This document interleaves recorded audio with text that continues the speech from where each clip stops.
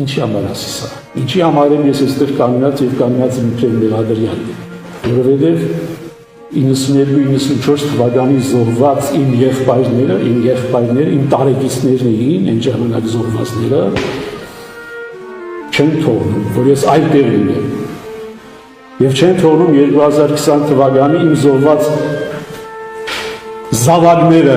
չեն թողնում, որ ես այդտեղ լինեմ։ Ես պիտի լինեմ այնտեղ, որտեղ եմ, եւ ես իրենց հետ եմ, եւ ես իրենց կողքին եմ։ Որովհետև այս իշխանությունը, որ զրոյացրել է եւ 92-94 թվականների իմ եղբայրների ձեռքբերումները,